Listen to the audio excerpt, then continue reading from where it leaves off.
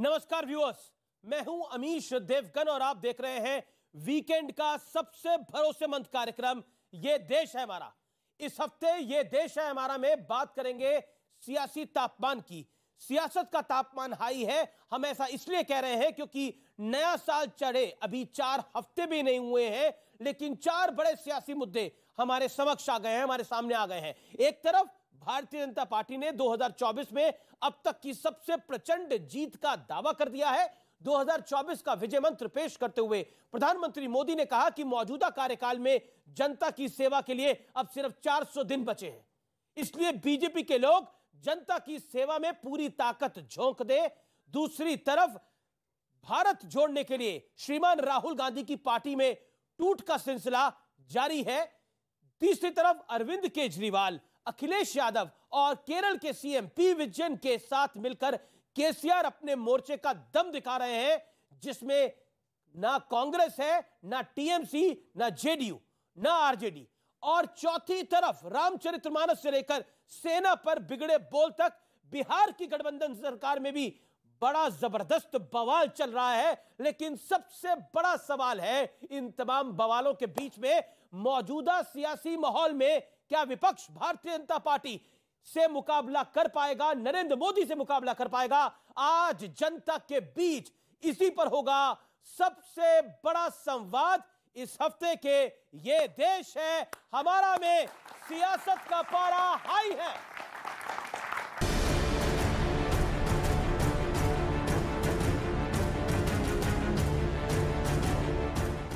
...2024 की चुनावी टक्कर के लिए प्रधानमंत्री मोदी ने विजय मंत्र का ब्लूप्रिंट पेश कर दिया है।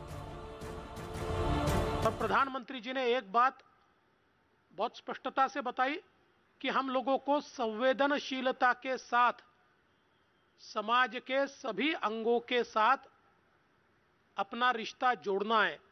हमारे पास 400 दिन शेष है, ये 400 दिन हम मतदाताओं की पूरी सेवा करें। उधर मोहब्बत की दुकान खोलने निकले राहुल गांधी को आखिरकार ठंड लगने लगी। जम्मू कश्मीर में यात्रा के पहुंचते ही राहुल गांधी कुछ इस अंदाज में दिखे, जिनके साथ उद्धव गुटके संजय राउत भी थे। देश में बीजेपी ने, आरएसएस ने नफरत का माहौल फैला रखा है। इनकी सब योजनाएं किसी ना किसी को डर पहुंचाती है। ज्यादा दिन नहीं बीते जब असदुद्दीन ओवैसी ने राहुल गांधी पर तंज कसा था। 50 साल में कोई बोलता मैं सर्दी को मार दिया, हाँ मैंने सर्दी को मार दिया है, अब क्या बोलेंगे? बोल सकते हो उन्होंने अपना नाम लेके बोले मैं उसको मार दिया, मैं उसको मार दिया, मैं वो है ही नहीं, फिर तू क्या है? फिर जिन है। जम्मू कश्मीर में यात्रा पहुंचते ही बीजेपी एक बार फिर हमलावर है। बीजेपी के अमित मालवीय ने एक के बाद एक कई ट्वीट कर कांग्रेस की कश्मीर नीति पर सवाल उठाए। इतना ही नहीं, एक बार फिर पंडित नेहरू को कश्मीर समस्या की वजह भी बता दिया। विडंबना यह है कि राहुल गांधी भारत जोड़ने निकले, लेकिन जब से यात्रा शुरू हुई है नेताओं का कांग्रेस छोड़ना जारी है। इस कड़ी में ताजा नाम पंजाब कांग्रेस के बड़े नेता मनप्रीत सिंह बादल का है। लेकिन अब जरा सियासत का बदरंग चेहरा देख लीजिए, और महागठबंधन इसका एपिसेंटर बना हुआ है।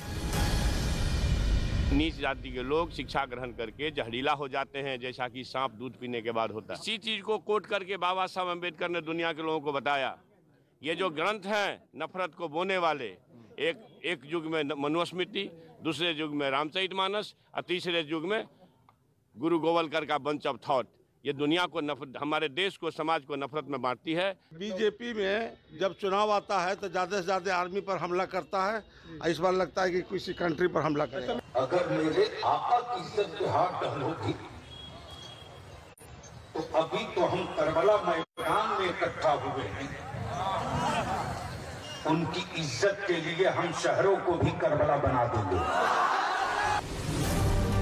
दूसरी ओर बीजेपी के खिलाफ एकजुट होने के दावे शुरू हो गए। तेलंगाना में केसीआर ने मंच सजाया, केजरीवाल और अखिलेश को बुलाया, लेकिन नीतीश और ममता दीदी को छोड़ दिया। हम लोगों को कहाँ कोई मतलब, हम लोग तो देख रहे हैं कि रात दिन हम लोग किस काम में लगे हुए हैं, तो इस बीच में कोई कहीं हमको चाहे भी तो कैसे जाएंगे। लेकिन आज सबसे बड़ा सवाल है कि बढ़ते सियासी तापमान के बीच किसके लिए सत्ता की राह आसान होगी। आज इसी पर होगी देश की सबसे बड़ी बहस। तो स्वागत है आपका देश की सबसे बड़ी चर्चा में। जनता जनार्दन है, देश के युवा हैं, उनका जोरदार अभिनंदन है।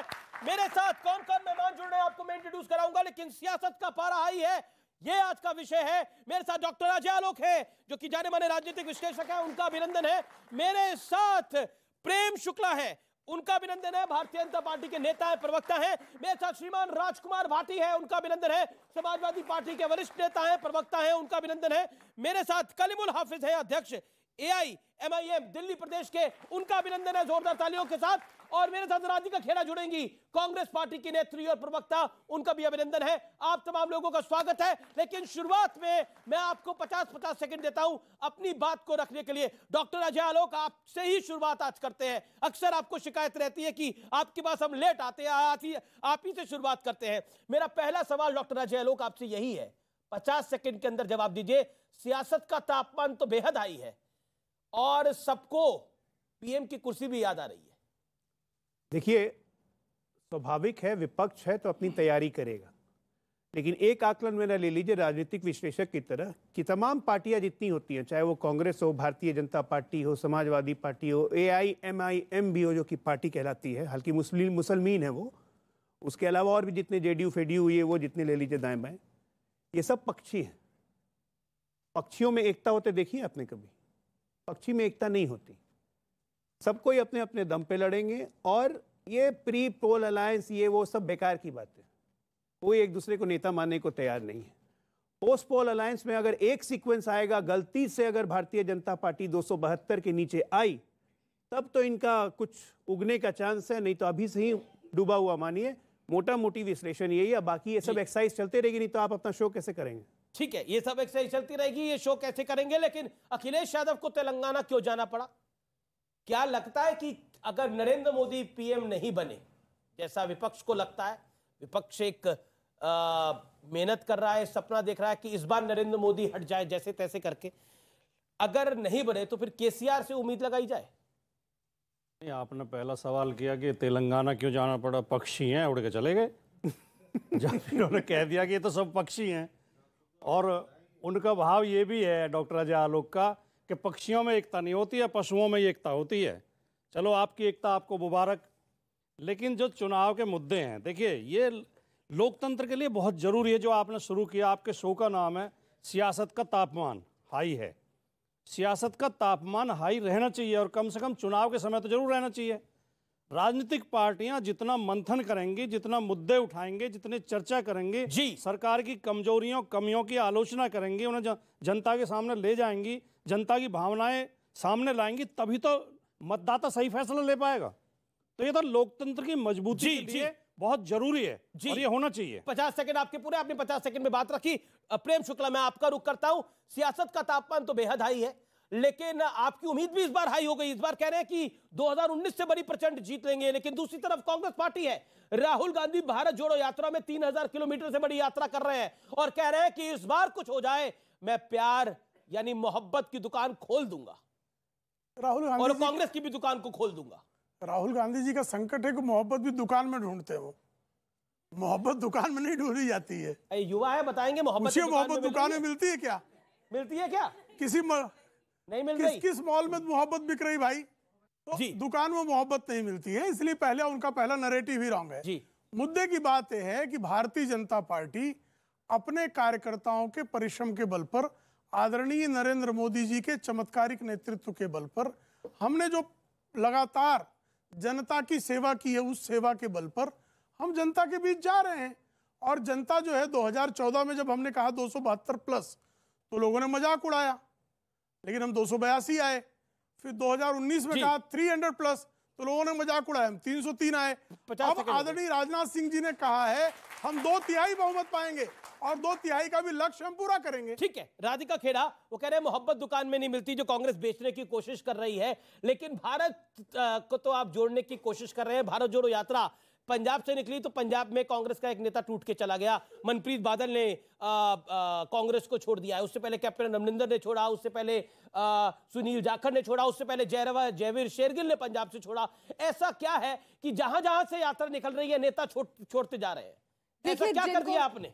देखिए, मैं राहुल जी की बातों को दोहराऊंगी। जिनको कोई डर है, इनकी भेजी हुई ईडी, इनकी भेजी हुई सीबीआई, अजी प्रेशर तो सब पे है। इन्होंने तो फिल्म स्टार को भी नहीं छोड़ा, ये तो मूवी को भी नहीं छोड़ते। इतना नहीं छोड़ते कि प्रधानमंत्री जी को सामने आके बोलना पड़ा कि कोई भी किसी भी पिक्चर के ऊपर टिप्पणी ना करे। इससे साबित होता है प्रधानमंत्री जी ने खुद मान लिया कि ये नफरत फैला रहे हैं, खुद मान लिया कि ये मीडिया के भी खिलाफ है, खुद मान लिया ये नेता अभिनेताओं के खिलाफ है। अरे मोदी जी तो स्वयं अमिताभ बच्चन जी हो या बड़े बड़े फिल्म स्टार हो, उनको कितनी कॉपी करते हैं, उनकी पिक्चरें इतनी खुशी से देखते थे। आपको याद है ना, एक ऐड आया था गुजरात का, उसमें कैसे उन्होंने अमिताभ बच्चन जी का कॉपी किया था। और इनके नेता क्या करते हैं, ये जो बार बार बोल रहे हैं कि जनता चाहेगी, अरे आपके खुद के लोग तो आपकी बात नहीं सुन रहे कि भाई मोदी जी ने फोन किया हिमाचल में। याद है आप लोगों को, एक बहुत वीडियो वायरल हुआ था, आप सबके व्हाट्सएप पे आया होगा। वो एमएलए को कहा कि हेलो, मैं कह रहा हूं मेरी बात पे भरोसा रखिए, चुनाव मत लड़िए। वो आदमी फिर भी निर्दलिया लड़ा। अच्छा, मैं आपसे पूछता हूं कलीमुल हाफिज, आपको मैं थोड़ा 5 सेकंड एक्स्ट्रा दे देता हूं बात को रखने के लिए। एक सवाल का जवाब दीजिए, ठंड लग रही है आपको, नहीं लग रही है? आपके नेता ठंड का बड़ा मजाक उड़ा रहे हैं। देखिए, माना वो हैदराबाद में रहते हैं, लेकिन दिल्ली और उत्तर भारत में बड़ी ठंड पड़ती है भैया। देखिए, पूरा देश देख रहा है जिस तरह का नैरेटिव गढ़ा जा रहा है पूरे देश में। खासतौर से प्रधानमंत्री नरेंद्र मोदी जी जिस तरह की कार्यकारिणी में बात करते हैं कि हम पसमानदा मुसलमानों की बात करेंगे, एजुकेटेड मुसलमानों की बात करेंगे, लेकिन वही प्रधानमंत्री उन गरीब मुसलमान बच्चों में जो स्कॉलरशिप मिलनी थी एक क्लास 1 से क्लास 8 की, वो बंद कर देते हैं। जो गरीब मुसलमान जो नेशनल फेलोशिप लेता था, मौलाना आज़ाद नेशनल फेलोशिप के नाम से, उसे बंद कर देते हैं। और उनके सांसद बाकायदा कहते हैं कि मुसलमानों का आर्थिक बहिष्कार करिए।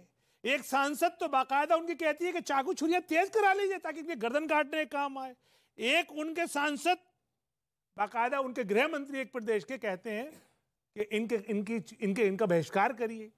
यानी एक तरफ तो प्रधानमंत्री महोदय एक मैसेज दे रहे हैं कि इनको गले से लगाना है, और दूसरी तरफ उनके जो मंत्री या सांसद या विधायक इस तरह की जहरीली जुबान बोल रहे हैं। 55 सेकंड। ये जो है क्या दर्शाता है? ये दर्शाता है कि इनकी कथनी और करनी में फर्क है। कि एक तरफ आप भारत जोड़ो यात्रा कर रहे हैं, ये किसी के भी मन में सवाल आएगा कि भारत जोड़ो यात्रा आप कर रहे हैं एक तरफ, और दूसरी तरफ आप ही की पार्टी टूटती जा रही है। आपके लिए ईडी का प्रेशर है। एक बात बताइए, सब पे ईडी का प्रेशर आपको लगता है पड़ रहा है और सब पार्टी छोड़ के जा रहे हैं? हेमंता बिस्वा शर्मा पे पड़ा, वो छोड़ के चले गए, वो सीएम बन गए वहां पर जाकर।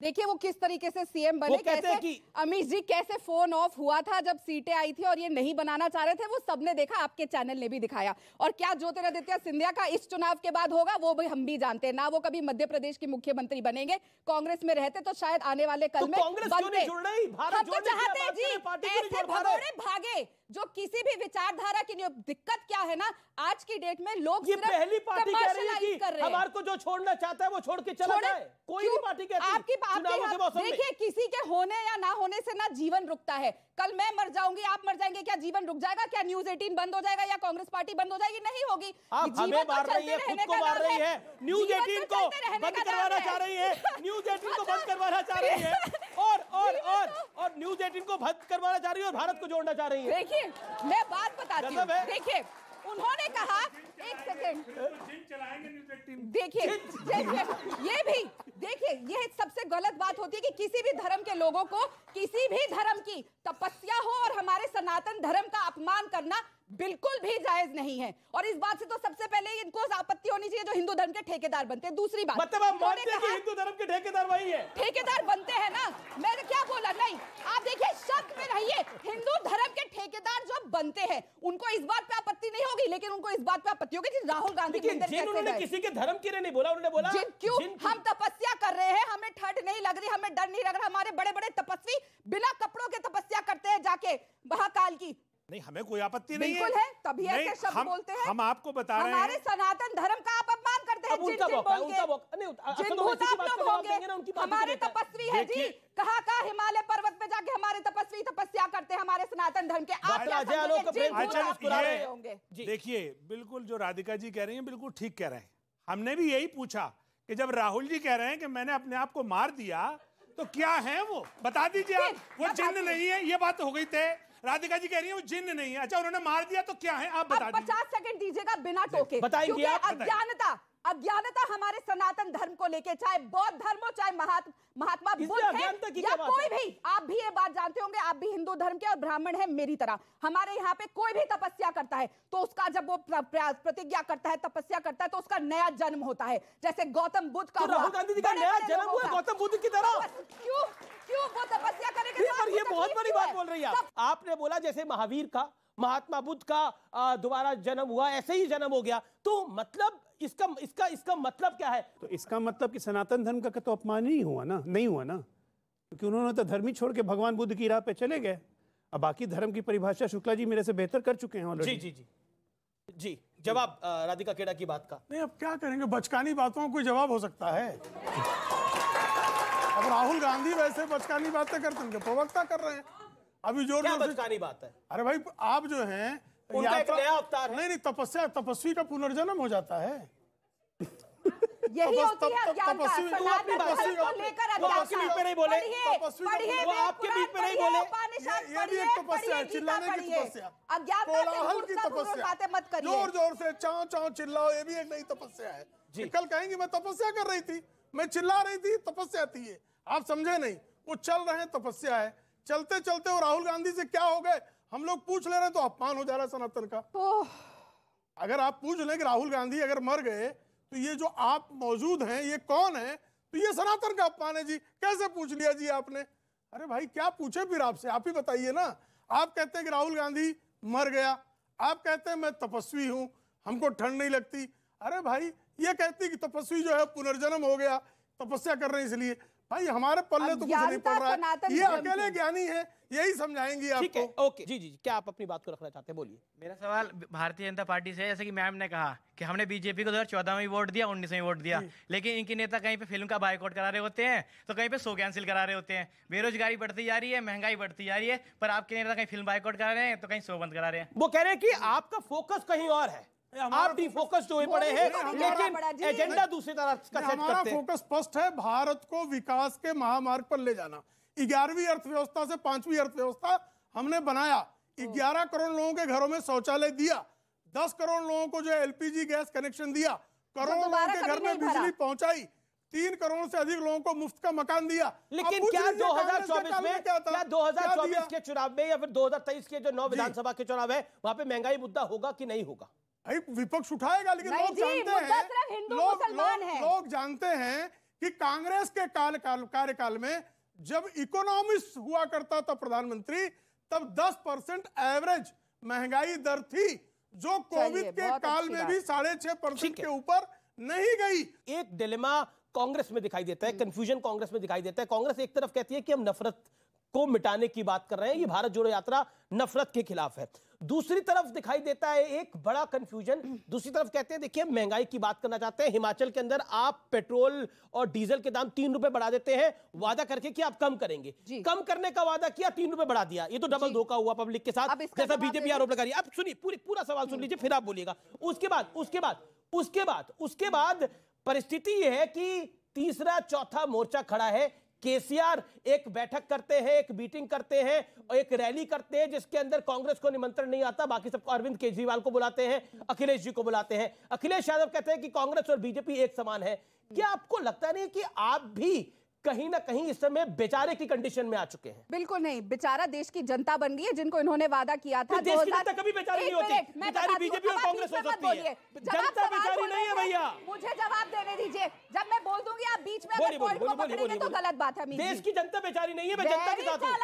वेरी चालाक अमीश जी, वेरी चालाक ब्रो, मुझे बात कंप्लीट करने दो, ठीक है। अब ये बात करते हैं 2014 में झोला लेके हमारे नरेंद्र भाई मोदी जी गुजरात से चले, कहा 15-15 लाख रुपए दूंगा। आपके अकाउंट में मैसेज आया क्या? किसी आया? दिखाइए। ये पहले इंसान है, इनकी तो पूजा करी जाए। इनके अकाउंट में 15 लाख का, जल्दी जल्दी इनके पैरों की पूजा पकड़ो। 15 लाख रुपए इनके अकाउंट में आए। वो मना कर रहे हैं, आप कह रहे हैं आ गए। भाई साहब, आप धन्य है अगर आपके पास 15 लाख आए हैं। एक सेकंड, आपके अकाउंट में ये पूछ ही लेते हैं, ये आपके अकाउंट में कैसे आ गए 15 लाख? 15 लाख का क्या मैंने मैडम, जिस दिन पाकिस्तान में घुस के, जिस दिन चीन को खदेड़ के और जितने 370 राम मंदिर का निर्माण हुआ ना, 15 करोड़ हमारे खाते में आ गए। एक मिनट, ओके, श्री राम मेरे आराध्य है, लेकिन श्री राम ने ये नहीं कहा कि उनके नाम पे 15 लाख का वादा हो और पूरा ना किया जाए। श्री राम ने ये नहीं कहा कि जो पार्टी 2014 में वादा करेगी कि पेट्रोल और डीजल के दाम 60 रुपए से नीचे आएंगे, वो आज 100 के पार कर जाए। श्री राम ने ये नहीं कहा कि डॉलर और रुपया जो बराबर करने की बात करते थे, मोदी जी का भाषण याद है ना, जब डॉलर और रुपया के रेट ऐसे होते हैं और डॉलर गिरता है तो देश की जी साख गिरती है। आप तो जी जवाब जवाब 40 सेकंड। चीखने से जो है झूठ को सत्य नहीं है तो कान में रुई डाल दो। चिल्ला रहे हैं भाई, ये मैं इनके बीच में बोलता हूँ तो इनको बदतमीजी करने से मना कीजिए, ये बदतमीजी नहीं चलेगी। फिर मैं इनके बीच में चिल्लाऊं? चिल्लाओ नहीं, मैं चिल्लाने के लिए थोड़ा आया हूं, मैं पप्पू की पार्टी से थोड़ा आता हूं। मैं पप्पू पार्टी से बोला, क्यों बोला? 15 करोड़ का भाई बताइए, पेट्रोल डीजल के दाम बराबर कब होंगे बताइए। मेरा निवेदन है आप दोनों से। राधिका जी आपके बीच में वो नहीं बोले। चीन को लाल आंख दिखाओगे नहीं, यहाँ चिल्लाओगे। इनके नेता कहते चीन को लाल आंख दिखाओ, ये यहाँ पे चिल्लाएंगे। देखिए लगातार वेट कर रहे हैं अपनी टर्न का। आप अपनी बात को रखिए। ओके प्रेम शुक्ला, आप अपनी बात को रखिए, फिर मैं आपकी बता रहा हूँ कलिमुल जी, और आपकी बात भी बस इतना चाहूंगा कोई बीच में चीखे नहीं। आपको बिल्कुल याद हूँ सर, आप बिल्कुल बीच में खड़े हैं, कैसे भूल जाएंगे। कांग्रेस और बीजेपी के शोर के अंदर मैं आपको कैसे भूल सकता हूँ? आप अपनी बात को रखिए। देखिए हम तो विकास की राजनीति करने वाले लोग हैं, हम महंगाई को नियंत्रित करने वाले लोग हैं। 10 रुपए जो है सीधे सेंट्रल एक्साइज घटा दी गई, लेकिन आप मुझे बताइए हिमाचल प्रदेश में सरकार आते ही 3 रुपए वैट बढ़ा दिया गया। वो कह रहे हैं टेम्परेरी बढ़ा। एक सेकंड सबसे अधिक महंगाई दर कहाँ है? राजस्थान में है। सबसे अधिक महंगा डीजल पेट्रोल कहाँ है? कांग्रेस का। ये क्या तरीका है भाई? आप माफ कीजिए, मैं जाता हूँ। अगर आप इनको ये चिल्ला ये क्या तरीका है? ये तरीका क्या है? अभी और तो मैं इनको कुछ कह दूंगा। ये महिला चिल्ला रही है, आप उनको चुप कराएं। ये बदतमीजी कर रही है, चुप करा रहा हूँ। ये बदतमीजी कर रही है, तरीका है। ये बहस का तरीका है। आप डिबेट से छोड़ेंगे, आप बैठिए। हम तो बोलेंगे भागिए। ये बहस का तरीका है। अच्छा ठीक है। अरे ये गाली गलौज कर रही महिला। राधिका जी ऐसे ही भागेगी आपकी सरकार भी, देश की जनता ऐसे ही भगाएगी, क्योंकि आप अच्छा ठीक है। महंगाई और बेरोजगारी मेरा निवेदन मानिए आप। ओके, ये तरीका है भाई। जो झूठे होते हैं वो ऐसे ही भागते हैं। ये तरीका है बात करने का। कम से कम आपके जैसे एक सेकंड देखिए राधिका जी, आप उनको बोलने दीजिए, वो आपको बोलने लगातार दे रहे हैं। ओके, आप अपनी बात को रखिए। तो ये जिस तरह से अभद्रता की जा रही है, यही बदतमीजी, कांग्रेस का यही बदतमीजी का कुकर्म, जनता को ठगने का कुकर्म, लगातार तुष्टीकरण की राजनीति और लगातार चीन के चंदे पर पलने वाले, ये जो चीन पे चंदे पर पलने वाले ये जो चाटुकार है, ठीक है, आपने अपनी बात को रखा। ओके, कल आप क्यों मेरी इनकी जैसी भाषा शैली नहीं, मैं आपकी तरह घटिया भाषा नहीं बोल सकता। इन्होंने रिकॉर्ड कांग्रेस की कट्टर संस्कृति नहीं आता मैं। चलाओ क्या वीडियो प्रेम शुक्ला करूं स्पोर्ट्स फिर से सबके सामने। राधिका जी आप थोड़ा भूल जाते हो अपनी संस्कृति भूल जाते हो। कलंक है आप महिलाओं पे, महिला बिरादरी पे ठीक है। आप चुप हो जाइए प्लीज। मैडम भगौड़े। ये देखिए ऑडियंस, मेरा निवेदन है आपसे, देखिए मेरा निवेदन है, आप लोग सब सीनियर लोग हैं, सम्मानित मेहमान है हमारे, कृपया करके बहस की मर्यादा बनाए रखें और जो दूसरा व्यक्ति बोले तो दूसरा ना बोले। ये कांग्रेस के कुकर्मी प्रवक्ताओं का ये कुकर्म है। जी इस तरह की कलंकित बात ये तरीका ठीक नहीं है। भागता है वो भगौड़ा ही होता है। भगौड़ा तो राहुल गांधी है, देश छोड़ के भाग गया था। राजीव गांधी देश छोड़ के भाग गया था 1971 के युद्ध के समय। ये सोनिया और राजीव गांधी देश छोड़ के भाग गए थे। भगौड़ा तुम्हारा नेता है, तुम्हारा नेता भगौड़ा है, तुम्हारी पार्टी भगौड़ी है। व्यूअर्स रुकेंगे एक अंतराल के लिए, एक ब्रेक के लिए, लेकिन ब्रेक के उस पार ये देश है हमारा में पब्लिक के सवाल होंगे, नेताओं के जवाब होंगे। आप देखते रहिए वीकेंड का सबसे भरोसेमंद और सबसे देखे जाने वाला कार्यक्रम ये देश है हमारा। जब रामचरितमानस पे सवाल उठता है कई लोग के मुंह में दही जम जाती है। ऐसे नेताओं का क्या करेंगे? मतलब जब रेप की बात होती है, एक मिनट, जब रेप की बात होती है, क्या जवाब है? रेप की बात होती है, रेप की बात होती है।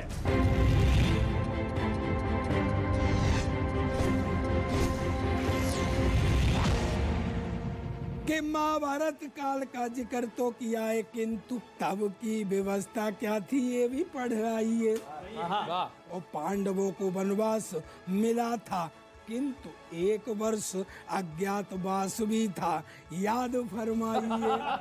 यात्रा से आपका अज्ञातवास टूट गया, अब 10 साल के लिए फिर वनवास। 2044 में देखेंगे, अभी बहुत दूर है, बहुत अज्ञातवास होंगे। सरदार जी ने एक बात तो मानी ली कि हम इस धर्म और अधर्म की लड़ाई में पांडव तो हैं। लेकिन एक बात है, अज्ञातवास तो टूट गया ना।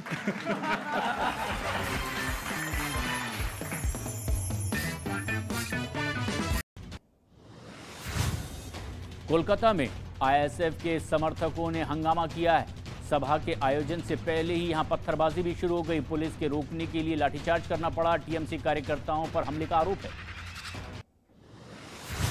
भारत की पहली नेजल कोरोना वैक्सीन 26 जनवरी को लॉन्च होगी। भारत बायोटेक ने इसे तैयार किया है। कलवरी क्लास की 5वीं पनडुब्बी समंदर में गोता लगाने के लिए पूरी तरह से तैयार है। 30 जनवरी को इसे नौसेना के बेड़े में शामिल किया जाएगा। पाकिस्तान में शहबाज सरकार ने बलूचिस्तान की बोली लगाई है। आर्थिक संकट से गुजर रहे पाकिस्तान को कर्ज चुकाने की अब चिंता बढ़ते जा रही है। रूस की सेना ने हवाई हमला कर यूक्रेन के टैंकों को तबाह कर दिया है। टैंक तबाह करने का वीडियो भी सामने आया है। पेरू में सरकार के खिलाफ अब प्रदर्शन और तेज हो गए हैं। लीमा में 11,800 पुलिसकर्मियों को तैनात कर दिया गया है। आंदोलन शुरू होने के बाद से ही अब तक 53 लोगों की इसमें मौत हो चुकी है। पेरू में प्रदर्शन के बीच ही सरकार ने एक बड़ा कदम उठाया है। ऐतिहासिक स्थल माचू पिच्चू में पर्यटकों के प्रवेश पर रोक लगा दी गई है। अटलांटा में सड़क पर उतरकर लोगों ने जमकर प्रदर्शन किया है। पर्यावरण कार्यकर्ताओं की मौत के बाद भड़के लोग और काले कपड़े पहनकर विरोध जता रहे हैं। नेटो में शामिल होने के लिए तुर्की और स्वीडन की बोली के खिलाफ अब स्टॉकहोम में भी विरोध प्रदर्शन शुरू हो गया है। बैनर और पोस्टर लेकर लोग सड़कों पर उतर गए हैं। रूस को लेकर अमेरिका का एक बड़ा दावा सामने आया। युद्ध छिड़ने पर रूस एक साथ 300 परमाणु बम से अमेरिका पर हमला कर सकता है।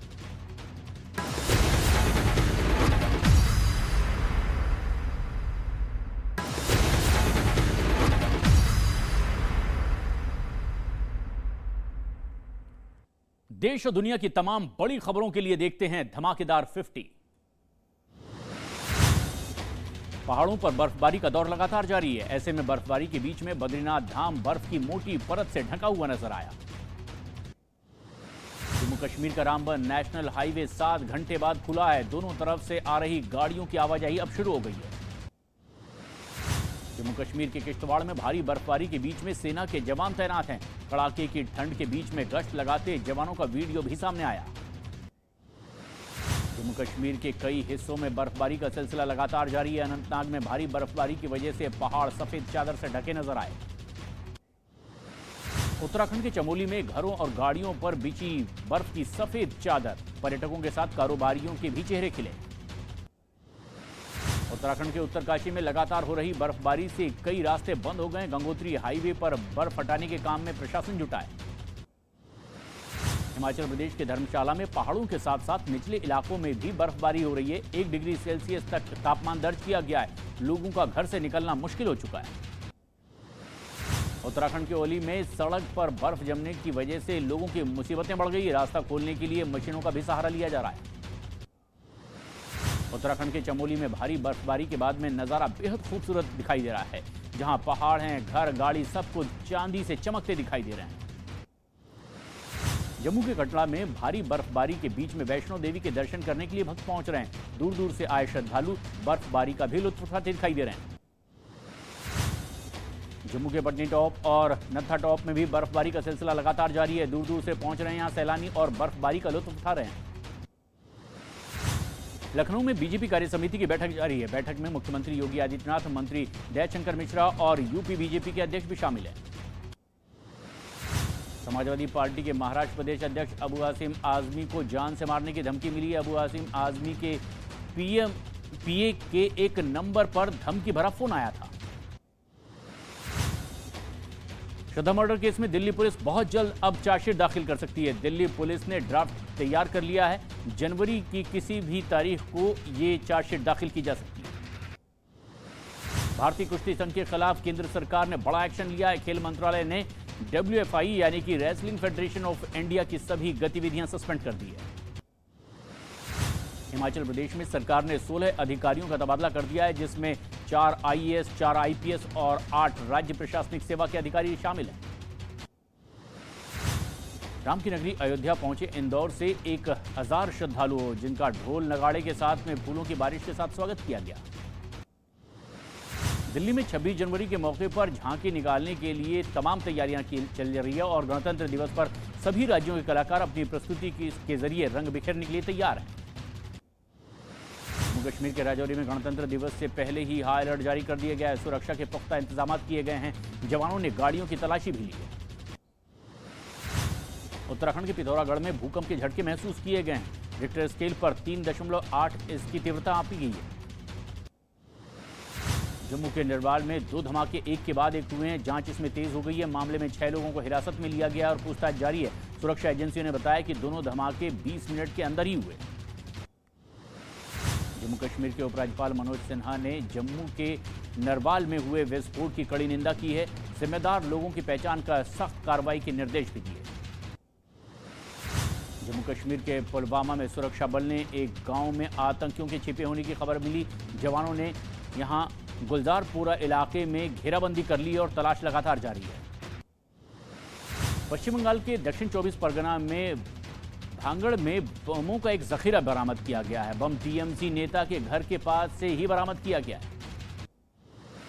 उत्तर प्रदेश के बस्ती के सांसद खेल महाकुंभ के खिलाड़ियों के बीच मारपीट भी हुई है और मारपीट का वीडियो सोशल मीडिया पर वायरल हो गया।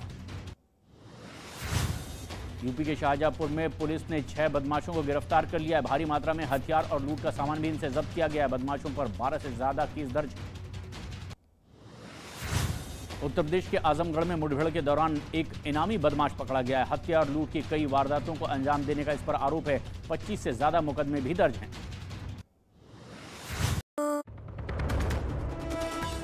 लखनऊ में यूपी बीजेपी की कार्य समिति की बैठक। योगी ने मिशन 2024 के लिए कार्यकर्ताओं को दिया मंत्र। पीएम मोदी की भी की तारीफ। बोले मोदी है तो मुमकिन है, बना वैश्विक नारा।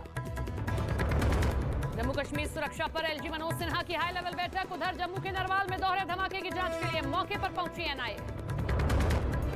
खेल मंत्रालय की रोक के बाद अयोध्या में होने वाली कुश्ती संघ की AGM रद्द। केंद्रीय मंत्री अनुराग ठाकुर ने दिया कल से नई कमेटी के कुश्ती संघ संभालने का भरोसा।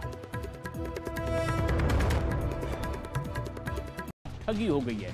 आरोपी की तलाश में अब पुलिस जुटी हुई है। मध्य प्रदेश में बीना से कटनी की ओर जा रही मालगाड़ी से एक सांड टकरा गया है। गाड़ी बेपटरी होकर तहस नहस हो गई। नेपाल के नवलपरासी में श्रद्धालुओं से भरी बस पलट गई है और खाई में गिर गई है। हादसे में 5 लोगों की हालत गंभीर बताई जा रही है। नेपाल के त्रिवेणी धाम में से ये भारत लौट रहे थे श्रद्धालु। कानपुर में चलती हुई मोटरसाइकिल में अचानक आग लग गई है। मोटरसाइकिल सवार ने कूदकर अपनी जान बचाई है। बिहार के दरभंगा में महिलाओं ने एक स्कूल के प्रिंसिपल को पीट दिया है। पिटाई का वीडियो सोशल मीडिया पर वायरल हुआ। प्रिंसिपल पर एडमिशन के लिए पैसे लेने का आरोप लगा। उत्तर प्रदेश के मेरठ में सोने की पतंग बनाकर आकर्षण का केंद्र बन गया है। पतंग को गणतंत्र दिवस के मौके पर और बसंत पंचमी के लिए तैयार किया गया है। सोने की पतंग की कीमत करीब 21 लाख रुपए बताई जा रही है। उत्तर प्रदेश के प्रतापगढ़ में डॉल्फिन मछली को देखने के लिए लोगों की भीड़ जुट गई है। वन विभाग ने रेस्क्यू ऑपरेशन चलाकर डॉल्फिन को गंगा नदी में छोड़ दिया। बिहार के जमुई में एक घर में सांप दिखने से दहशत मच गई है। कड़ी मशक्कत के बाद इसको रेस्क्यू किया गया। बिहार के दरभंगा में पुलिस ने 7 आरोपियों को हथियारों के साथ गिरफ्तार कर लिया है। आरोपियों से बंदूक समेत 25 जिंदा कारतूस भी बरामद किए गए। जमीन विवाद की वजह से वारदात को अंजाम देने की प्लानिंग बना रहे थे। राजस्थान के जोधपुर में एक आदमी को लोगों ने बेरहमी से पीटा है। डंडे बरसाने का वीडियो भी सोशल मीडिया पर वायरल हो गया। कोलकाता में ISF के समर्थकों ने हंगामा किया है। सभा के आयोजन से पहले ही यहां पत्थरबाजी भी शुरू हो गई। पुलिस के रोकने के लिए लाठीचार्ज करना पड़ा। TMC कार्यकर्ताओं पर हमले का आरोप है। भारत की पहली नेजल कोरोना वैक्सीन 26 जनवरी को लॉन्च होगी। भारत बायोटेक ने इसे तैयार किया है। कलवरी क्लास की 5वीं पनडुब्बी समंदर में गोता लगाने के लिए पूरी तरह से तैयार है। 23 जनवरी को इसे नौसेना के बेड़े में शामिल किया जाएगा। पाकिस्तान में शहबाज सरकार ने बलूचिस्तान की बोली लगाई है। आर्थिक संकट से गुजर रहे पाकिस्तान को कर्ज चुकाने की अब चिंता बढ़ते जा रही है। रूस की सेना ने हवाई हमला कर यूक्रेन के टैंकों को तबाह कर दिया है। टैंक तबाह करने का वीडियो भी सामने आया है। पेरू में सरकार के खिलाफ अब प्रदर्शन और तेज हो गए हैं। लीमा में 11,800 पुलिसकर्मियों को तैनात कर दिया गया है। आंदोलन शुरू होने के बाद से ही अब तक 53 लोगों की इसमें मौत हो चुकी है। पेरू में प्रदर्शन के बीच ही सरकार ने एक बड़ा कदम उठाया है। ऐतिहासिक स्थल माचू पिच्चू में पर्यटकों के प्रवेश पर रोक लगा दी गई है। अटलांटा में सड़क पर उतरकर लोगों ने जमकर प्रदर्शन किया है। पर्यावरण कार्यकर्ताओं की मौत के बाद भड़के लोग और काले कपड़े पहनकर विरोध जता रहे हैं।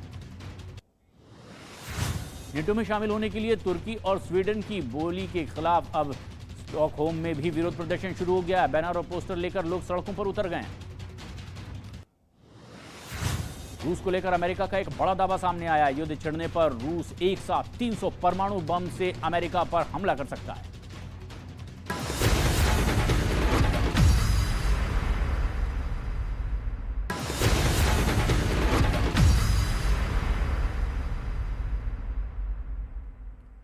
देश और दुनिया की तमाम बड़ी खबरों के लिए देखते हैं धमाकेदार 50। पहाड़ों पर बर्फबारी का दौर लगातार जारी है। ऐसे में बर्फबारी के बीच में बद्रीनाथ धाम बर्फ की मोटी परत से ढका हुआ नजर आया। जम्मू कश्मीर का रामबन नेशनल हाईवे 7 घंटे बाद खुला है। दोनों तरफ से आ रही गाड़ियों की आवाजाही अब शुरू हो गई है। जम्मू कश्मीर के किश्तवाड़ में भारी बर्फबारी के बीच में सेना के जवान तैनात हैं। कड़ाके की ठंड के बीच में गश्त लगाते जवानों का वीडियो भी सामने आया। जम्मू कश्मीर के कई हिस्सों में बर्फबारी का सिलसिला लगातार जारी है। अनंतनाग में भारी बर्फबारी की वजह से पहाड़ सफेद चादर से ढके नजर आए। उत्तराखंड के चमोली में घरों और गाड़ियों पर बिछी बर्फ की सफेद चादर, पर्यटकों के साथ कारोबारियों के भी चेहरे खिले। उत्तराखंड के उत्तरकाशी में लगातार हो रही बर्फबारी से कई रास्ते बंद हो गए। गंगोत्री हाईवे पर बर्फ हटाने के काम में प्रशासन जुटा है। हिमाचल प्रदेश के धर्मशाला में पहाड़ों के साथ साथ निचले इलाकों में भी बर्फबारी हो रही है। 1 डिग्री सेल्सियस तक तापमान दर्ज किया गया है। लोगों का घर से निकलना मुश्किल हो चुका है।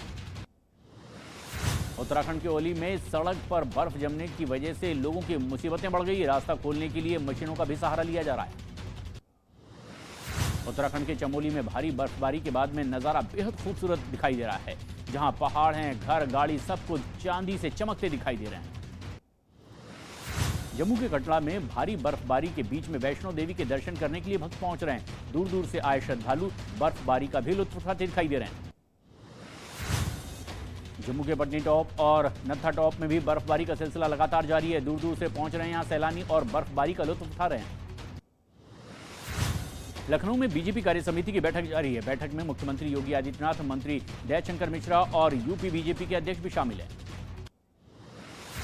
समाजवादी पार्टी के महाराष्ट्र प्रदेश अध्यक्ष अबू हासिम आजमी को जान से मारने की धमकी मिली है। अबू हासिम आजमी के पीए के एक नंबर पर धमकी भरा फोन आया था। श्रद्धा मर्डर केस में दिल्ली पुलिस बहुत जल्द अब चार्जशीट दाखिल कर सकती है। दिल्ली पुलिस ने ड्राफ्ट तैयार कर लिया है। जनवरी की किसी भी तारीख को ये चार्जशीट दाखिल की जा सकती है। भारतीय कुश्ती संघ के खिलाफ केंद्र सरकार ने बड़ा एक्शन लिया है। खेल मंत्रालय ने WFI यानी कि रेसलिंग फेडरेशन ऑफ इंडिया की सभी गतिविधियां सस्पेंड कर दी है। हिमाचल प्रदेश में सरकार ने 16 अधिकारियों का तबादला कर दिया है, जिसमें 4 IAS, 4 IPS और 8 राज्य प्रशासनिक सेवा के अधिकारी शामिल हैं।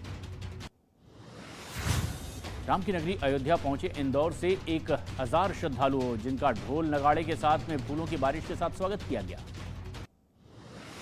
दिल्ली में 26 जनवरी के मौके पर झांकी निकालने के लिए तमाम तैयारियां चल रही है और गणतंत्र दिवस पर सभी राज्यों के कलाकार अपनी प्रस्तुति के जरिए रंग बिखेरने के लिए तैयार हैं। जम्मू कश्मीर के राजौरी में गणतंत्र दिवस से पहले ही हाई अलर्ट जारी कर दिया गया है। सुरक्षा के पुख्ता इंतजाम किए गए हैं। जवानों ने गाड़ियों की तलाशी भी ली है। उत्तराखंड के पिथौरागढ़ में भूकंप के झटके महसूस किए गए हैं। रिक्टर स्केल पर 3.8 इसकी तीव्रता मापी गई है। जम्मू के निर्वाल में 2 धमाके एक के बाद एक हुए हैं। जांच इसमें तेज हो गई है। मामले में 6 लोगों को हिरासत में लिया गया और पूछताछ जारी है। सुरक्षा एजेंसियों ने बताया कि दोनों धमाके 20 मिनट के अंदर ही हुए। जम्मू कश्मीर के उपराज्यपाल मनोज सिन्हा ने जम्मू के नरवाल में हुए विस्फोट की कड़ी निंदा की है। जिम्मेदार लोगों की पहचान कर सख्त कार्रवाई के निर्देश भी दिए। जम्मू कश्मीर के पुलवामा में सुरक्षा बल ने एक गांव में आतंकियों के छिपे होने की खबर मिली। जवानों ने यहां गुलजारपुरा इलाके में घेराबंदी कर ली और तलाश लगातार जारी है। पश्चिम बंगाल के दक्षिण 24 परगना में भांगड़ में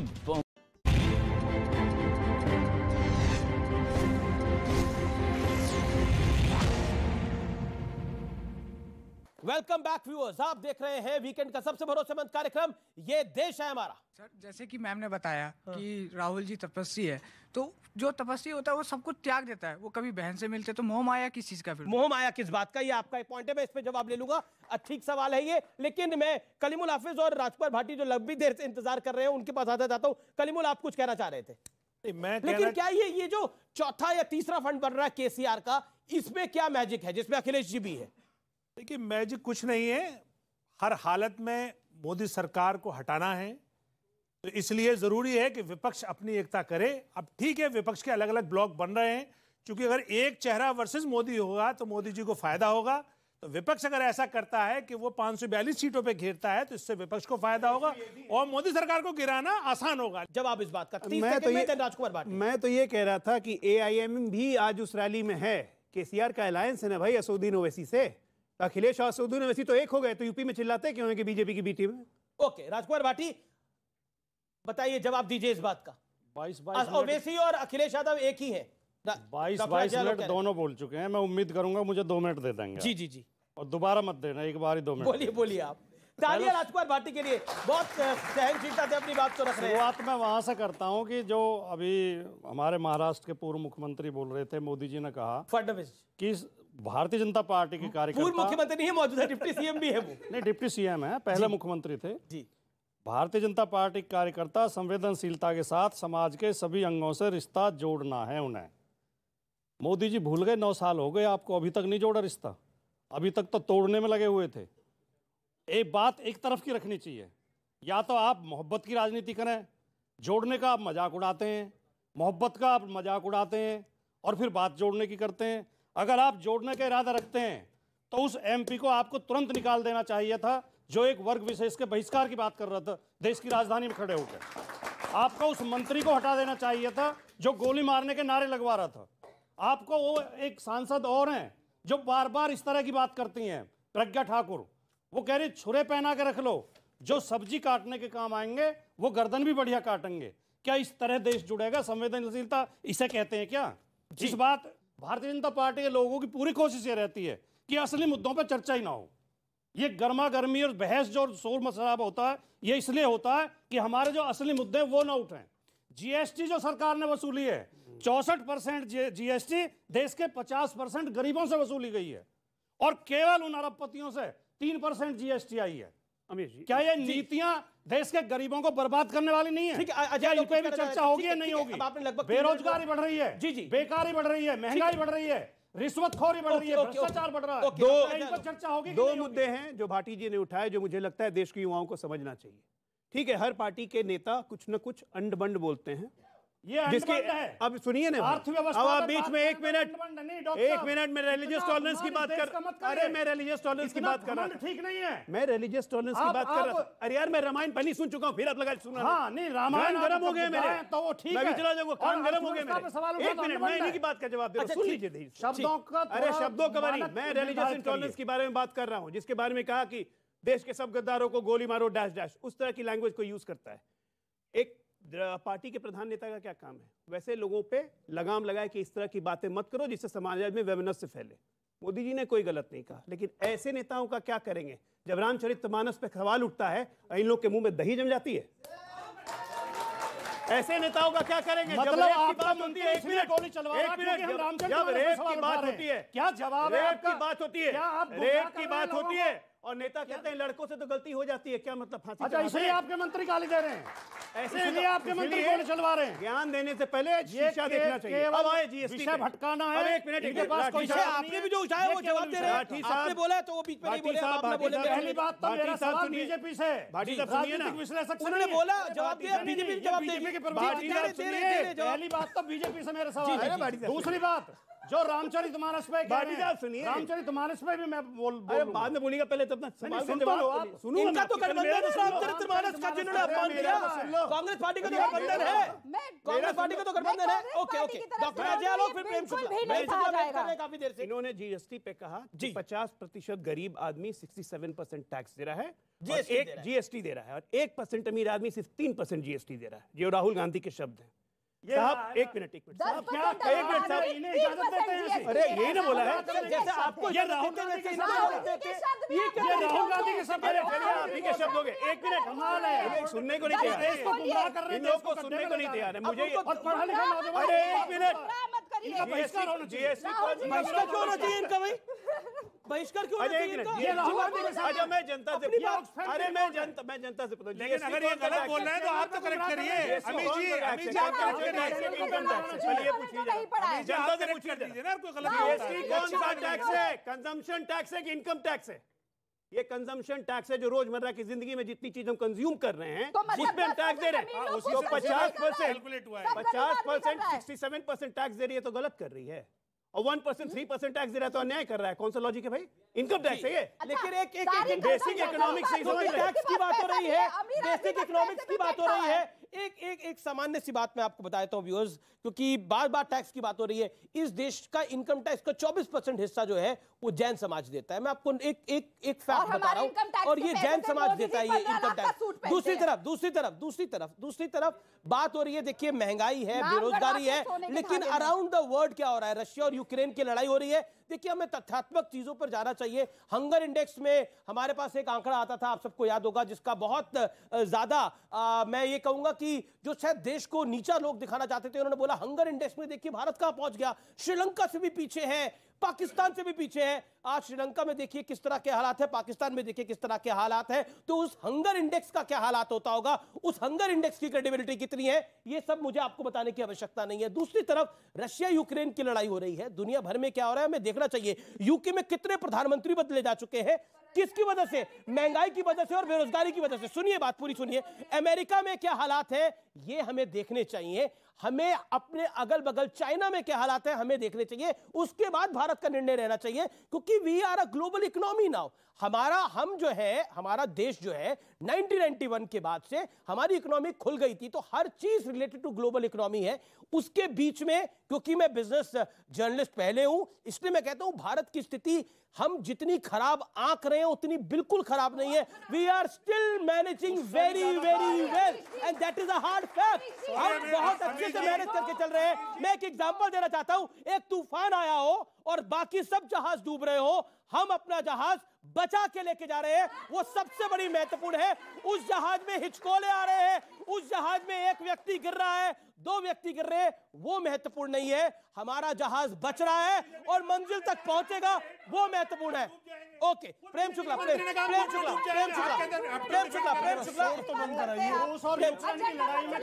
हमारे पैसे से जा रहे हैं। देखिए एक तरफ है पूरा विपक्ष है, या फिर कहे तो विपक्ष के 3 खेमे बटे हुए हैं। एक तरफ कांग्रेस है, तीसरा मोर्चा है, चौथा मोर्चा है, और दूसरी तरफ नरेंद्र मोदी है, यानी भारतीय जनता पार्टी है। तो एक तरह से ये आंका जा रहा है, और इस सवाल को मैं राधिका खेड़ा आप ही के पास लेके आता हूं, आखिरकार कांग्रेस अलग थलग है या फिर कांग्रेस को कोई छूना नहीं चाहता? अखिलेश जी छूना नहीं चाहते, केसीआर छूना नहीं चाहते, अरविंद केजरीवाल छूना नहीं चाहते। आप तो अरविंद केजरीवाल के हम भी उन्हें छूना नहीं चाहते, नहीं, आप तो द्वार गए थे अरविंद केजरीवाल के 2019 के लोकसभा में कि हमारे साथ गठबंधन कर लो। आपने उनकी सरकार बनाई, इन्होंने तो अलगाववादियों के साथ सरकार बनाई थी और पाकिस्तान को धन्यवाद किया था जब जम्मू कश्मीर में सरकार बनाई थी खुद शाह साहब और मोदी जी ने। तो उसमें भी जाइए ना, हर चीज पे हम पे उंगली दिखाएंगे तो 4 उन पे दिखा रहे आप। अलगाववादियों के साथ आज भी आप ये बीच में बोलेंगे, भागेंगे, मेरे बीच में चिल्ला रही थी ना, तो थोड़ा सा कोई नहीं भाग रहा, चिल्ला रही है, अब बौखला क्यों नहीं? बौखलाई कुमारी क्या हो गया? खेड़ा का बखेड़ा, हमारे मैं कह रहा हूँ इस चर्चा को राजनीतिक बनाते हैं, ये चर्चा को राजनीतिक बनाते हैं। मैं मैडम आपकी बता रहा हूँ, मेरा सवाल है कांग्रेस को कोई छूना क्यों नहीं चाह रहा, अपने भी साथ छोड़ रहे हैं, ऐसा क्या हो गया है कांग्रेस में? देखिए, सबसे पहली बात मैं फिर बोलूंगी, जो साथ छोड़ रहे हैं वो इनके एमएलए थे हिमाचल में, जो मोदी जी के कॉल से भी नहीं रुके। अभी आपने बताया हमारी नैया नहीं डूब रही, अरे नितेश राणे ने, सॉरी वो मिस्टर राणे जो है, उन्होंने तो खुद कहा कि जी हमारे देश में जून में रिसेशन आ रहा है, तो नैया तो जी डूब चुकी है, छेद तो हो चुका है, सच बताइए ना जनता को। लेकिन मुझे लगता है कि अगर हमारे देश की नैया डूबेगी तो हम सब उसमें डूबेंगे, तो आई वोंट सेलिब्रेट दैट। मैं चाहता हूं कि इस देश की नैया पार लगे, इस देश की नैया के जो भी खबैया है वो इसको पार लगाए। मेरी तो कामना यही है, और मुझे पता है देश के कोटि कोटि लोगों की भी यही कामना होगी कि इस देश की नैया पार लगेगी तो हम सब पार लगेंगे, आप भी पार लगेंगी, हाफिज साहब भी पार लगेंगे, भाटी साहब भी पार लगेंगे। इसलिए कहते हैं, ये मेरा मानना है कि 24 घंटे में एक वक्त जरूर सरस्वती माँ मुंह पर बैठती है। हम नहीं चाहते कि किसी भी वक्त हम ये बात बोले कि ये देश डूब जाएगा, इस देश की नैया डूब जाएगी। हम ऐसी, मुझे लगता है कि ऐसा हमें नहीं कहना चाहिए। और जो समस्याएं हैं वो हमारे सामने है, वो समस्याएं अगर विकराल है तो उनका भी निपटारा होगा। देश की पॉलिटिकल क्लास में इतनी ताकत है, अगर इस शासन में नहीं होगी तो दूसरे शासन में होगी, ये उम्मीद है। और इसीलिए इस देश का लोकतंत्र है, और इस देश का लोकतंत्र बहुत बड़ा महान है। यहां इमरजेंसी भी आई और कई सारे दौर आए, इसलिए इस देश के लोकतंत्र के लिए तालियां। मैं और दूसरा मेरा एक मेरा पॉइंट है आपके साथ, क्या आपको लगता है कि इस बार अगर विपक्ष जिस संगठित सोच के साथ आगे बढ़ रहा है वो आपके लिए खतरे की घंटी है, एक अलार्मिंग सिचुएशन है भारतीय जनता पार्टी के लिए? क्योंकि 10 साल का शासन है, 9 विधानसभा चुनाव भी है, हमने देखा हिमाचल में 0.9 से आप हार गए। अगर 0.9 से कांग्रेस जीती, अगर कोई नॉन इशू भी था वहां पर, लेकिन 0.9 से तो कांग्रेस जीती ना, और कहते हैं जो जीता वही सिकंदर। जीत तो चाहे एक वोट की हो, जीत तो जीत, वही बात मैं बोल रहा हूं। देखिए, मुद्दे की बात है कि विपक्ष क्या करेगा, विपक्ष का अपना जिम्मा है। वो एक होते हैं, अनेक होकर लड़ते हैं, third front, fourth front, second front बनता है नहीं बनता, ये उनकी चिंता है। हमारी चिंता है कि हम किस तरह से जो है जनता के बीच में अपने विकास कार्यों को पहुंचाएं, और विकास कार्यों को पहुंचा के उसके माध्यम से जनादेश प्राप्त करें। हम जनता की सेवा में जुटे हुए हैं। किसी को लगता है कि वो जो है हमारी जनता की सेवा की बुराइयां करके चुनाव जीत जाएगा, तो ये उसका अधिकार है, वो करे अपनी बुराई, प्रचार करना उनका भी अधिकार है। वो गठबंधन बनाए, अलग होकर लड़े, सारे मिलकर लड़े, 10 फ्रंट बनाकर लड़े, ये उनकी चिंता का विषय है। जी राजकुमार भाटी, ये आप लोग कांग्रेस के साथ क्यों नहीं जाना चाहते? क्या आपको लगता है कि कांग्रेस के साथ जाकर आपका भी कांग्रेस जैसा हश्र हो जाएगा? नहीं, पहले तो आपने जो देश के बारे में अभी थोड़ी देर पहले बोला, मैं उसका बहुत समर्थन करता हूँ। आपने बहुत अच्छा बोला, और कभी कभी आप अच्छा भी बोलते हैं, कभी कभी तो ऐसे नहीं है। कब मैं वो शेर भी पढ़ देता हूँ उनका, इकबाल का, कि कुछ बात है कि हस्ती मिटती नहीं हमारी, सदियों रहा है दुश्मन दौरे जमा हमारा। बहुत शानदार। तो ये इस बात का मैं पुरजोर समर्थन करता हूँ कि इस देश में वो ताकत है, इस देश की धरती में, मिट्टी में वो ताकत है कि जब देश में संकट आता है अपने आप इलाज जनता ढूंढ लेती है, इसमें कोई शक नहीं है। जो भी खराब दिशा की तरफ देश जा रहा है उसे जनता सही दिशा में कर देगी। कांग्रेस पे मेरा सवाल है डायरेक्ट, तो क्या अखिलेश जी ने बोला कि कांग्रेस और बीजेपी एक समान है, कांग्रेस को आप चिमटे से भी क्यों नहीं छूना चाहते? नहीं, ऐसा हमने, ये माननीय अटल बिहारी वाजपेयी जी ने बोला था लोकसभा में, हमने ऐसा नहीं बोला है। आपने नहीं बोला, सवाल है मेरा। लेकिन हमने ये नहीं कहा कि कांग्रेस और बीजेपी बिल्कुल एक जैसी हैं, कुछ मुद्दों पे एक जैसी हैं। उन मुद्दों पे कांग्रेस स्पष्टीकरण दे। जी, आर्थिक नीतियां बीजेपी से अलग होनी चाहिए। अच्छा, कांग्रेस के साथ गठबंधन करेंगे यूपी में इस बार? सामाजिक न्याय की नीति अलग होनी चाहिए। ये तो तब सोचा जाएगा। प्रैक्टिकल बात होगी, प्रैक्टिकल सवाल पूछ रहा हूं। नहीं, कांग्रेस के साथ गठबंधन होगा, क्योंकि ये तो बेचारे 2022 के अंदर आपके तरले लेते रहे। मैं इस बात को ऑन रिकॉर्ड रख रहा हूं। कांग्रेस चाहती थी आपसे गठबंधन होना, लेकिन आपने बोला ना बाबा ना। 2017 में गठबंधन करके देख लिया हमारा हश्र क्या हुआ। देखिए, उत्तर प्रदेश विधानसभा चुनाव में हम महसूस कर रहे थे कि बिना गठबंधन के ही बढ़िया लड़ा जाएगा, लड़े। इस बार अगर कांग्रेस इन 2 मुद्दों पर स्पष्टीकरण अपना देगी तो फिर सोचा जाएगा गठबंधन के बारे में, अगर नहीं देगी तो नहीं सोचा जाएगा। स्पष्ट है हमारी नीति तो। और जो एक बात बार बार उठ रही है, मैं उसका थोड़ा सा स्पष्टीकरण दे दूं, आप चाहे तो चला देना और चाहे तो काट देना। जी जी। रामचरितमानस, जी, रामचरितमानस के खिलाफ कुछ नहीं बोला गया। रामचरितमानस में जो जातीय विद्वेष है, कुछ जातियों को शूद्र, पिछड़े, उन जातियों को जो नीच कहा गया है, उनके खिलाफ जो बोला गया, उसका विरोध है, उसका हम करते हैं, ऑन रिकॉर्ड विरोध करते हैं। आप भी करते हैं? मैं भी करता हूं, और सब करते हैं, सब करते हैं। पूजिए विप्रशील गुणहीना शुद्ध न गुणगन ज्ञान पे ठीक है, जी जी जी, इसका हम विरोध तो करते बनता हैं। है। ढोल गवार शूद्र पशु नारी सकल ताड़ना के अधिकारी, हम इसका विरोध करते हैं। रामचरितमानस जातीय सोच है, आपको भी इसका लगता है समर्थन कि नहीं करते। ओके, गीता जिहाद है, शिवराज पाटिल ने बोला, भाटी साहब कह रहे हैं कि हम भी रामचरितमानस के उस भाग का विरोध करते हैं। जवाब प्रेम शुक्ला। देखिए, तो रामचरितमानस का किसी भी दोहा चौपाई का बिना संदर्भ के प्रसंग के जब आप अर्थ निकालेंगे तो उसका इसी तरह से गलत अर्थ निकलता है। और ये किसी भी धर्म ग्रंथ के बारे में बिना संदर्भ के प्रसंग के निकाले कोई अर्थ निकालना, यह उस धर्म ग्रंथ का अपमान करने के समान है। दूसरी बात कि वहां पर स्पष्टता से शिक्षा मंत्री महोदय ने वहां पर नालंदा विश्वविद्यालय के कार्यक्रम में जो आधिकारिक कार्यक्रम था उसमें यह कहा रामचरितमानस नफरत फैलाने वाला ग्रंथ है। अब इसके अलावा और क्या आप सुनना चाह रहे थे? शिवराज पाटिल ने कहा गीता जिहाद फैलाता है। ये दोनों जानबूझकर हिंदुओं को अपमानित करने की कांग्रेस की जो कुत्सित परंपरा है उसकी श्रृंखला का एक अंग है ये। मैं आपको पहले दिन से बोल रहा हूं, कांग्रेस की यात्रा मुसलमान जोड़ो यात्रा, ये रामचरितमानस सिर्फ मुसलमानों को खुश करने के लिए बयान। सुनाइए, ये शिक्षा मंत्री जी के बयान है अभी ये रामचरितमानस देने के बाद। सुनिए, आप लोग सुनिए जरा इनके क्या विचार हैं। मोहब्बत और ईमान का पैगाम देने वाला अकेला इस्लाम है। ये हमारे शिक्षा मंत्री हैं। क्या कह रहे हैं? मोहब्बत और ईमान का पैगाम देने वाला अकेला धर्म इस्लाम है। अब आप समझ गए, ये रामचरितमानस को नफरती बता रहे हैं। रामचरितमानस नफरती ग्रंथ है। ये देखिए टॉलरेंस है इस देश की, ये इस देश की बड़ी टॉलरेंस है जिसमें रामचरितमानस के किसी दोहे पर यानी किसी चौपाई पर कोई सवाल खड़ा कर देता है लेकिन कुछ कहा नहीं जाता। एक व्यक्ति तो कहता है कि नफरती ये ग्रंथ है, कुछ कहा नहीं जाता, और दूसरी तरफ कहा जाता है वो प्यार बांटने के लिए। देखिए, हर धर्म प्यार बांटना ही सिखाता है, लेकिन अगर आपके मन में नफरत हो तो कोई कुछ नहीं कर सकता। 2019 से पहले हमने ये काफी देखा। अब 2024 से पहले एक और आरजेडी के मंत्री है, नेता हैं, वो सवाल पूछ रहे हैं कि देखिए भारत की ये जो सरकार है ये चुनाव आने से पहले या तो किसी देश पे अटैक कर देगी या फिर कुछ और कर देती है। इस पर प्रेम शुक्ला आपका जवाब क्या है? यह भी साफ तौर पर उनकी जो है अज्ञानता को प्रकट करता है और किस तरह से भारत को ही कलंकित करने का प्रयास कांग्रेस और उनके अलाइज करते हैं। इसका उदाहरण है आरजेडी कांग्रेस की अलाई है। आप मुझे बताइए 2014 के पहले किस पे हमला हो गया था? 2019 के पहले जब हमारे यहाँ पुलवामा अटैक हुआ तो घुसकर जो है पाकिस्तान में मारना ये हमारा राष्ट्रीय धर्म था, उसका हमने निर्वाह किया। आज भी अगर कोई हमारे नागरिकों की, निर्दोष नागरिकों की हत्या करेगा तो घुस कर मारेंगे, घुस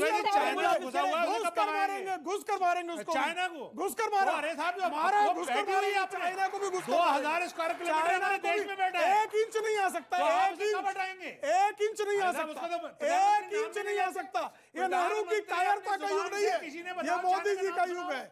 आखिरी दौर है चर्चा का। 20 सेकंड इनका मैं जवाब दे दूं।